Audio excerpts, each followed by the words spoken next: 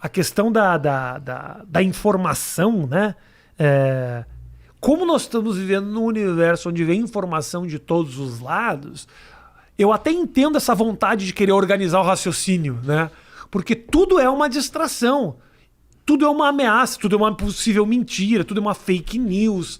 Então, assim, eu entendo você querer defender a tua ideia, porque é uma vontade de você ter uma opinião formada. Sim. Porque é muito costumeiro, é muito comum pra mim, tipo, eu tenho uma opinião formada de alguma coisa, e aí eu recebo certas informações que desmentem aquilo que eu faço. Eu já não vou mais defender aquela minha ideia inicial, mas também não sei pra onde eu vou. Sim. Entendeu? Você fica. A quantidade de informações te faz ficar um pouco perdido, assim.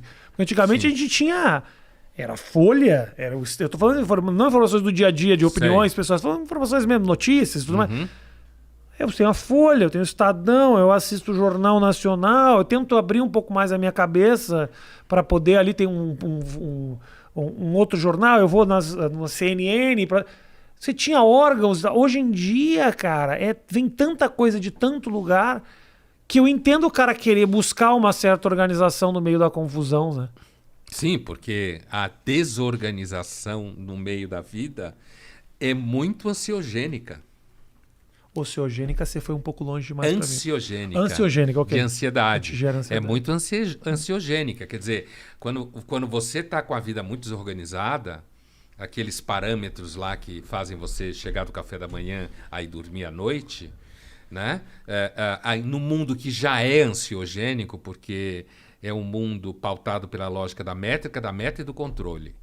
E a ansiedade é justamente o que acontece quando você vê que isso vai falhar. E que falha toda hora. É, claro. Né? Então a ansiedade ela é gerada. Eu nunca esqueço de um evento já foi alguns anos atrás, tem uns 5 anos ou mais até. Mas eu lembro sempre dele, porque tinha então uma jornalista que ia fazer a mediação da minha fala, e ela disse que ela estava fazendo um curso, alguma coisa assim, para combater o vício dela com o celular. Ok.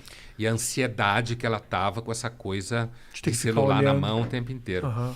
E esse tratamento era uma coisa que era tipo assim, sei lá, a cada 2 ou 3 horas o celular tocava, e aí ela podia olhar o celular, depois ela tinha que ficar o mesmo número de horas sem olhar o celular. Uau. E à medida que ela ia explicando isso, eu e as outras pessoas, a gente foi ficando ansioso só de lidar com a ideia do que ela fazia para não ter ansiedade.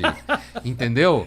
Então, assim, os métodos de combate à ansiedade são normalmente métodos que pregam, tipo assim, olha, respire tantas vezes, faça meditação tantos minutos, siga a aula de yoga pelo celular. São tantas regras que geram ansiedade. Então, tantas regras que geram ansiedade. Então, nesse sentido, me parece que a possibilidade de você manter tudo no seu lugar, porque antes a vida estava no lugar, né, Rafinha?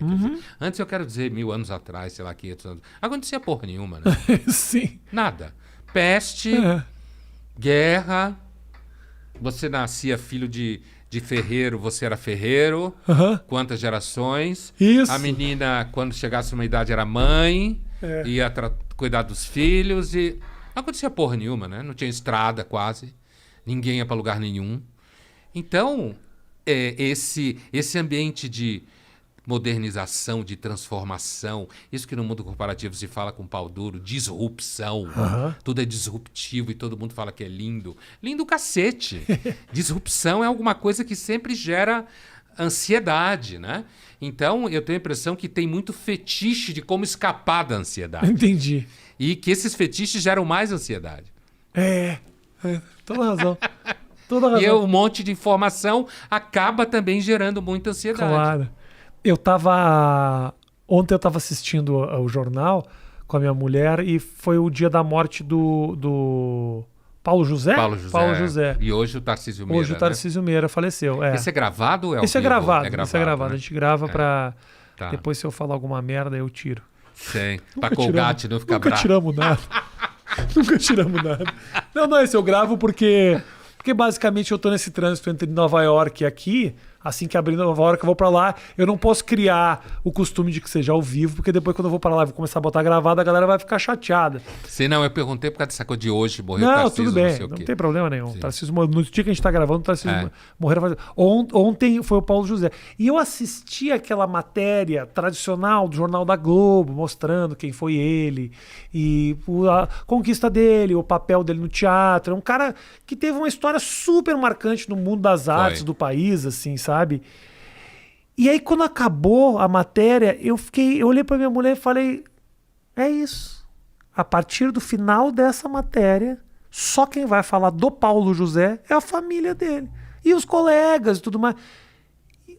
Então, assim, uma passagem marcante pra caralho pro país, ele vira. E aí me bateu um pouco de ansiedade. Eu falei: caralho, daqui a pouco eu morro. E aí? Não vai ficar nada? Não vai. O que eu posso deixar? Me deu vontade de ser marcante, ganhar uma guerra, eu não sei. Você sabe que tem uma passagem, a passagem da Ilíada, né?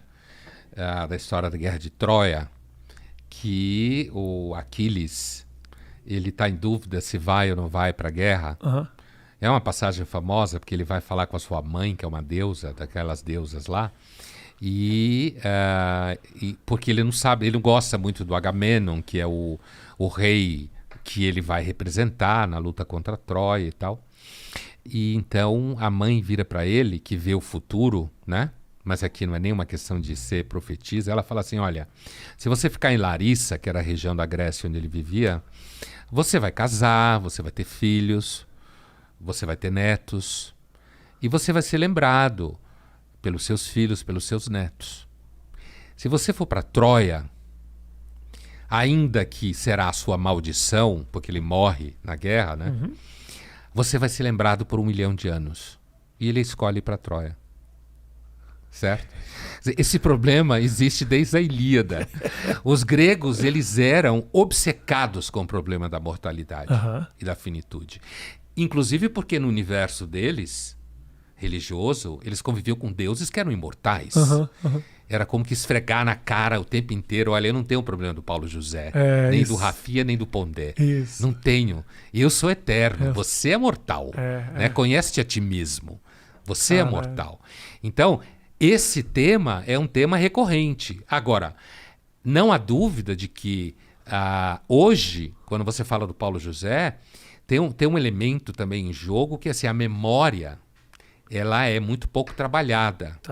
Então, o Paulo José, você sabe quem é o Paulo José, mas o Paulo José foi muito mais presente na minha vida do que na sua. Porque a gente tem lá uns 20 anos de diferença, né? Sei o quê, 40? 44, fazer 45. Então, 17. Então assim, eu lembro muito bem do Paulo José na televisão, no teatro.